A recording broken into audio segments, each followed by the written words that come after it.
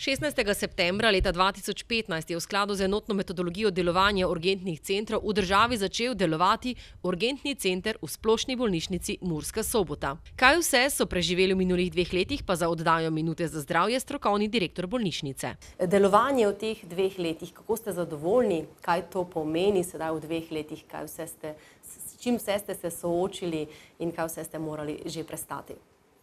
No, dejansko 2 leti je neko obdobje, ko se pravzaprav pokažejo neke usmeritve kot upravičene ali zgrešene in tudi v našem urgentnem centru smo že prišli do nekih zaključkov, ki nam dajo pečat temu delu, ki ga opravljamo in nenazadnje potrjujejo tudi neko smiselnost in upravičenost reorganizacije urgentne medicine, ne samo v slovenski državi, ampak kar je nas predvsem zanimalo tukaj v naši pomurski regiji.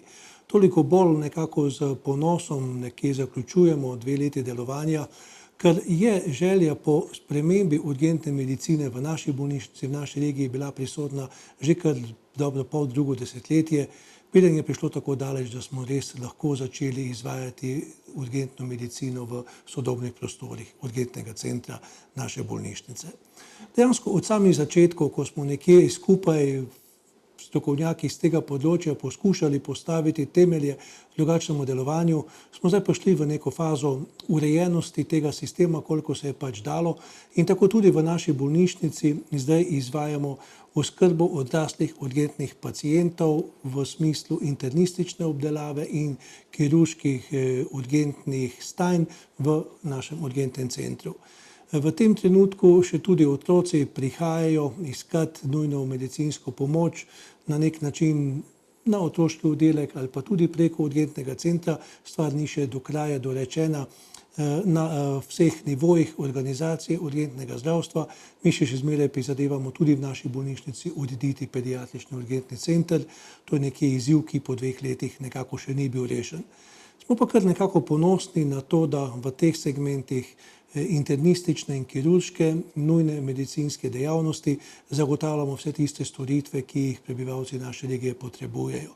Tukaj smo za nadgradnjo opazovalne enote in predvsem usposobitvijo triažerjev, diplomiranih medicinskih sester in zdravstvenikov res uspeli nekje preseči ravno tiste organizacijske težave, ki so nas prej pestile in dejansko ovirale samo urgentno delo. Velikokrat pacienti tega niti ne vidijo, ampak dejansko pomeni to preprosto za vsakega, da dobi oskrbo primerno njegovemu stanju. Tista stanja, ki zahtevajo hitro intervencijo, tudi pri prihodu ali pa potem, ko pacienta z reševalnim vozilom pripeljejo v urgentni center, so tudi stanju primerno oskrbljena. Najbolj nujni takoj, tisti, ki lahko počakajo brez škode za njihovo zdravje, pa seveda morajo počakati, ko pridejo na vrsto. Zdaj to sicer pri ljudeh povzroča malo težave, ker si predstavljajo, da ko pridejo v urgentni center, gredo stvari zelo hitro. Mi to seveda poskušamo, ampak ko je določenih stanj večje število, je treba čakati na vrstni red. Tako da tukaj še zmeraj nekako naletimo na nerazumevanje v tem, ampak moram priznati, da tudi nekako zatem, ko ljudje spremljajo to dejavnost, ko večkrat pridejo v naš center, da se tudi to stanje izboljšuje. Dejansko smo se pridobili v teh 2 letih kar ene izkušnje tudi v našem prostoru, da smo za vključitvijo primarnega nivoja, ki na svoj način zagotavlja oskrbo tistih, ki prihajajo brez napotitev v naš urgentni center, uspeli nekako organizacijo samega dela postaviti na tak nivo, da dohajamo praktično potrebe, ki so v naši regiji prisotne. In kaj to konkretno pomeni? Kdo so tisti pacienti oziroma kakšno območje, če si bi lahko gledalci malo bolje predstavljali, se tukaj oglasi? Kaj to pomeni za širše? Ja, zdaj dejansko tako še zmeraj ni povsem dorečeno, kako bo z organizacijo nujne medicinske pomoči v Pomurju glede na razporeditev osnovnega zdravstva. Še zmeraj ostajajo zdravstveni domovi za svojimi dežurstvi, razen murskosoboškega, ki je vključeno sem, pa vendarle vsa tista življenjsko ogrožajoča stanja nekje prihajajo k nam. Zdaj seveda ljudje to težko razumejo. Pacientu, ki se znajde v neki stiski, je njegovo stanje najpomembnejše in ponavadi gre iskati pomoč tja. Tako da pri nas zdaj zaenkrat tudi ne zavračamo tisti, ki iščejo pomoč iz drugih regij.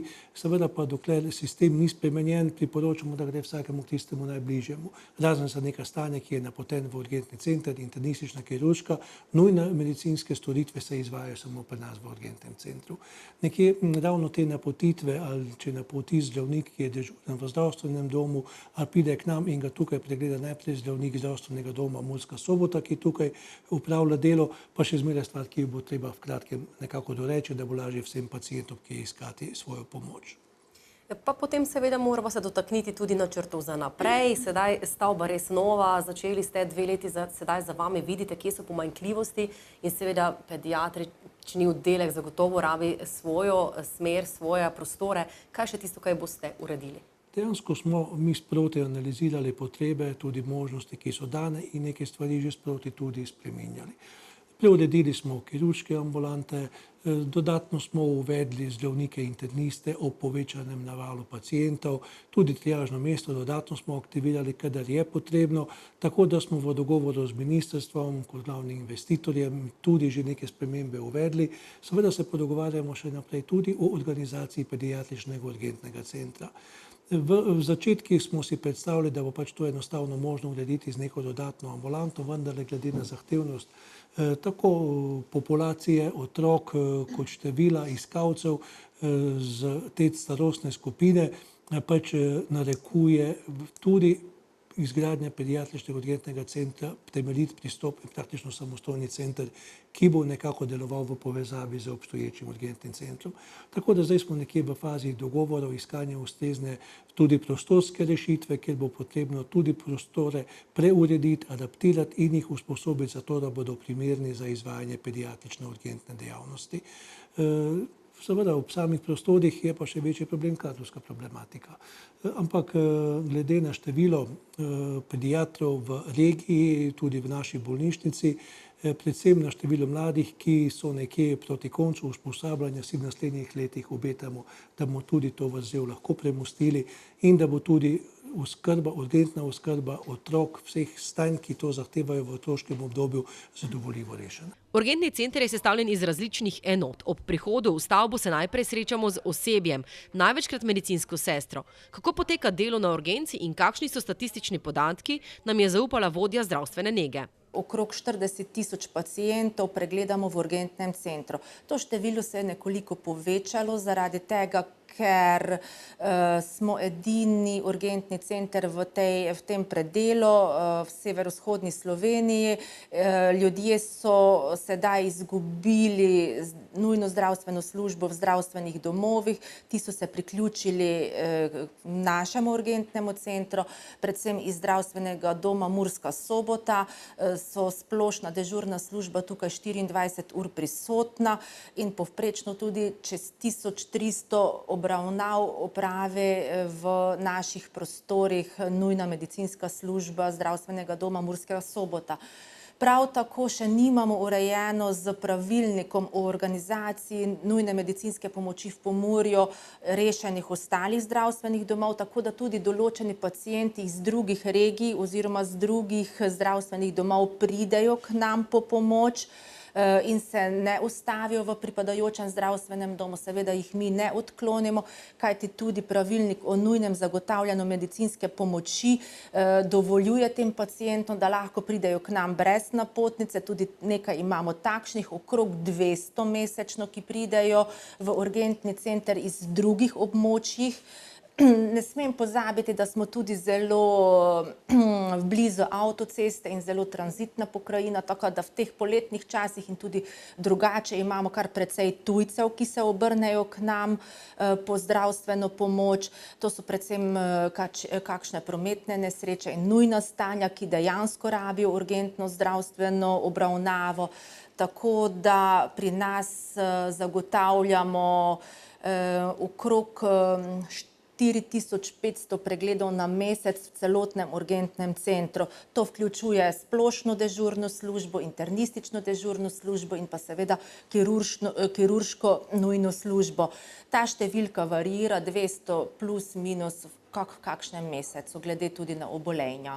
Pa če se dotaknejo tudi statistike zaposlenih, kako ste organizirani tukaj na urgentnem centru? Ja, zaposlenih ni nikoli dovolj, ampak v zadnjem letu smo se zelo kadrovsko opomogli. Vse skupaj, kar se tiče negovalnega osebja, nas je 47 trenutno. Naj povem, da imamo 5 delovišč pri nas v urgentnem centru. Kot najpomembnejše je triaža. Tukaj praktično vse paciente spremljajo triažerke, to so diplomirane medicinske sestre, ki morajo imeti v osnovi vsaj 3 leta delovne izkušnje, opravljeni tale posebno usposabljanje z kroženjem po urgentnih centrih v sekundarnih ustanovah, da potem to tudi tukaj izvajajo. Mi po novem v zadnjem letu triažiramo vse paciente, tudi tiste, ki pridejo iz zdravstvenega doma Murska Sobota. Triaža je namenjena temu, da prepoznamo med množico pacientov res tiste, ki so življenjsko ogrožajoči, nujna stanja, in moram povedati, da ti pacienti so dejansko tudi nujno obravnavani, zadovoljni. Predvsem imamo pohvale z teh strani, da prepoznamo urgentna stanja med kopico vseh drugih, ki pridejo v urgentni center, in jim tudi potem dokaj hitro pomagamo. Kader, kako naprej? Povem, da smo še vedno v pomanjkanju urgentnih zdravnikov. To je tista novost, kar je predvideno za vse urgentne centre. In mi imamo trenutno 4 specializantke in na osnovi tega bi se naj potem tudi urgentna služba čisto drugače organizirala.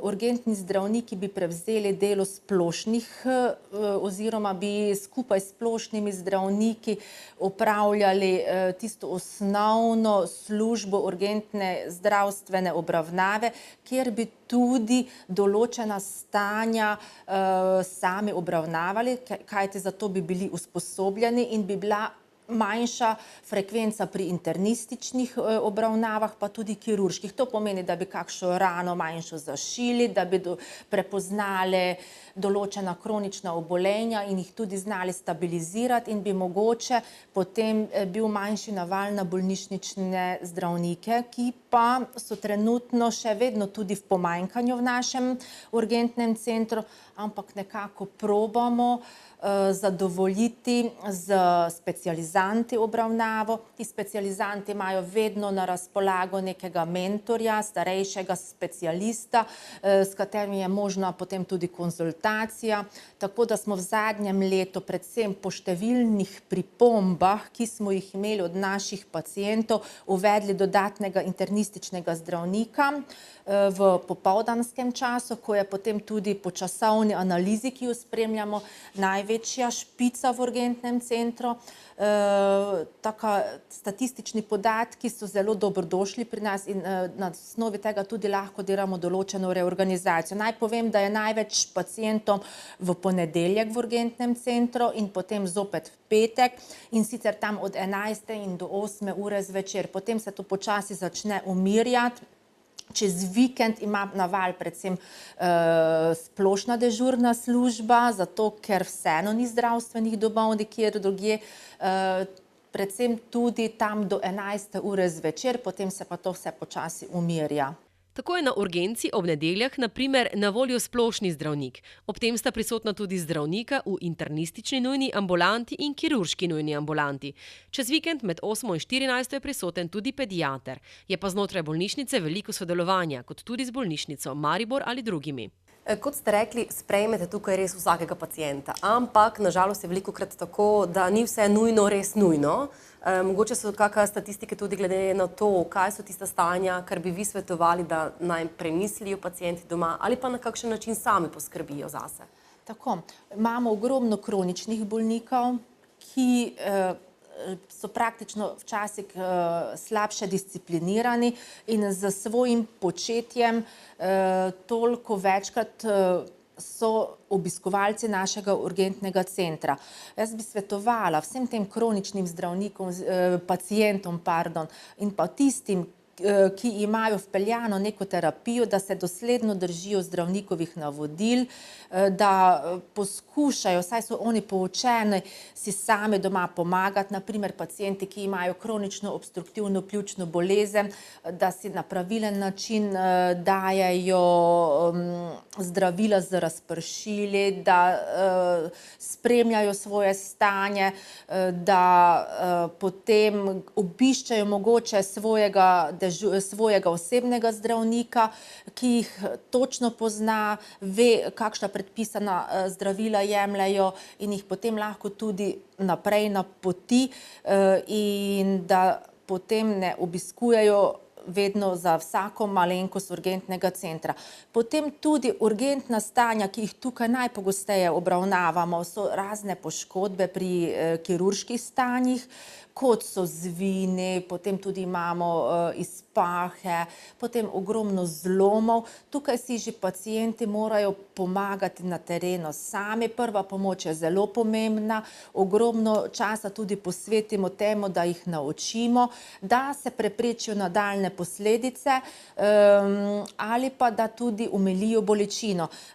Tudi če takoj po obisku urgentnega centra ni boljše, ker pacient mogoče ni toliko pozoren na navodila zdravnika, ki mu predlaga hlajenje pri zvinu oziroma določenih poškodbah, je zelo pomembno. Zato pride na drugi ali pa tretji dan z isto težavo ponovno k nam. Tako da bi jaz apelirala, da res vsa navodila pacienti upoštevajo, da vzamejo analgetike predpisane in šele potem, po nekem času, obiščejo svojega osebnega zdravnika in se on potem skupaj z njimi odloči, če je res za urgentni center ali pa ne. Potem mogoče tudi pri kakšnih urgentnih stanjih, kot so sum na srčni infarkt, ki je dokaj pogosto stanje pri nas in ga dokaj pogosto tudi pacienti lahko doma prepoznajo.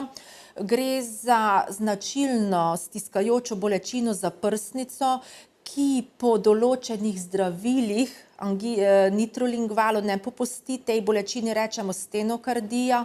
Takšni pacienti so res za takojšnjo obravnavo pri nas. Doma si pa lahko pomagajo na način, da če imajo aspirin, da si ga vzamejo, če imajo možnost, da si izmerijo krvni pritisk, da si ga izmerijo, če vidijo, da je pri tem stanju povišan, si mogoče lahko dajo nitrolingval pršilo pod jezik. Ponavadi ga pacienti z nestabilno angino pectoris tudi imajo in uporabljajo. In potem čim prej pridejo do nas. Podobno je tudi pri pacientih, ki imajo simptomatiko možganske kapi. Zelo pomembno je, da vsi ti pacienti pridejo v prvih 6 urah v naš urgentni center, kajti od časa prihoda je odvisno tudi nadaljnje zdravljenje. V 2 letih delovanja urgence je osebje nabralo ogromno izkušenj, ob tem se je odkrilo kar nekaj novih idej. Osebje je za paciente, ki morajo počakati na hodniku, umestilo tudi knjižno polico. Ob tem pa že razmišljajo, kako izboljšati delovanje centra. Mogoče bi še opozorila, da vse tiste kronične paciente, ki prihajajo v naš urgentni center, da imajo nekje seznam zdravil, ki jih jemljajo, da jih prinesejo poleg, kajti prihajajo z določeno težavo, za katero mogoče že imajo zdravilo, mogoče ga ne jemljajo pravilo ali pa glih to zdravilo dela stranske učinke in je zelo pomembno, da vemo, kaj pacient jemlje. Potem pri zlomih in poškodbah bi opozorila, da je fajn, da pacienti pridejo tež. Če si zlomijo roko ali pa sumijo, da imajo zlomljeno kakršnikoli del telesa, je zelo pomembno, da ne jejo več in ne pijejo, tudi pitje, niti vode ne, da potrpijo ta čas, kajti potem lahko mi hitreje tudi oskrbimo tale zlom operativno, če je potrebno. Prav tako pri določenih težavah v abdomnu oziroma v trebuhu, predvsem pri sumu na slepič, vnetje slepiča, ko se postavi ta indikacija strani osebnega zdravnika ali pediatra, svetujem vsem staršem, da potem otrok več ne posiljujejo s pitjem in da mu svetujejo, da ostane in pride tež pri takšnih stanjih, kajti na ta način je obravnava hitrejša. Na urgenci imate kar nekaj oddelkov, lepo ste razporejeni v teh novih prostorih, se vsi dobro počutimo, pa ne, da bi radi sem prihajali. Imate pa tudi opazovalnico, mogoče če poveste kaj več o tem. Tako, opazovalnica je prehodna enota. Tukaj imamo tudi poseben kader. Tukaj delajo izključno diplomirane medicinske sestre z vsemi pripadajočimi znanji. V opazovalnico namestimo paciente, ki jih pripeljejo reševalci in so prizadeti, da bi do prvega pregleda počakali na hodniku oziroma v čakalnici. Vsem namesti lahko tudi paciente sam triažer, če ugotovi, da rabijo kisik, da rabijo takojšnjo analgezijo, kakšen analgetik, ali pa potem k nam v to opazovalnico pridejo tudi pacienti iz kirurške nujne pomoči, naprimer, če čakajo na CT, naprimer, da rabijo določene krvne preiskave za dokončno odločitev o kakšni diagnozi, laboratorij se vzame in potem tukaj oni odležijo, počakajo z infuzijo, z analgetikom, da potem tudi lahko zdravnik se odloči, če gre pacient domov ali bo pa sprejet na bolnišnični oddelek. Sem namestijo tudi paciente iz splošne dežurne ambulante, če pridejo naprimer k splošnemu zdravniku in ta ugotovi, da imajo kakšne bolečine, predvsem za analgezijo, če so dehidrirani zaradi bruhanja in drisk in splošni zdravnik ne predvidi takojšnjega zdravljenja, jih namesti sem, potem naš kader poskrbi za njih, jim stočimo infuzijo oziroma karkoli naroči pač zdravnik in počaka potem tudi na rezultate. Sem namestim tudi paciente internis. Tukaj delamo različne konverzije srčnega ritma, tukaj delamo različne punkcije, vso diagnostiko, kar se tiče za določitev urgentnih diagnoz, urgentnih stanj. Sem se vključi tudi nevrolog in drugi specialisti, če rabijo te paciente priti pogledati, jih pridejo v to enoto pogledati. Tako da paciente ne transportiramo naokrog iz ene ambulante v drugo, je to mesto potem tukaj, da se izvrši tista osnovna diagnostika in pa prva terapija v obravnavi. Včasih tudi odležijo čez noč in potem na drugo jutro grejo domov. To je takšna kratkotrajna hospitalizacija in pa potem v tisti prvi fazi pomoč. Delamo si bolj kratkoročne cilje. Sigurno eden izmed najpomembnejših, pa ne vem, če je za vse tudi tako pomemben, je praktično informatizacija podatkov in pa tudi obravnave. S tem se skrajša sama pot. Pacient tudi točno ve, kaj se z njim dogaja. Strani Ministrstva za zdravje imamo obljubljeno enotno triažno shemo obravnave. Nekaj imajo že pripravljeno, ampak ni kompatibilno z našim informacijskim sistemom, ki ga imamo bolnišnice.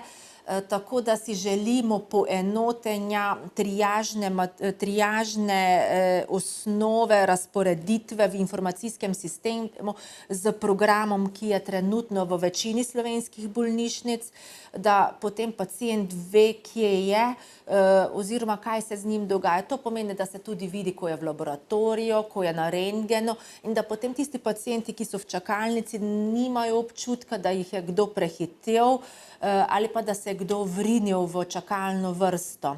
Za nas so pomembne barve in da je potem to tudi jasno na monitoringu videno. In pa seveda, da kazalnike kakovosti ne bi spremljali ročno in si delali kljukič ter črtic, da bi to imeli v informacijskem sistemu. Si pa želijo tudi kadrovskih okrepitev in dodatnega strokovnega razvoja, predvsem pa, da bi rdeča soba samevala. Tu so namreč obravnavali že 718 pacientov v smrtni nevarnosti.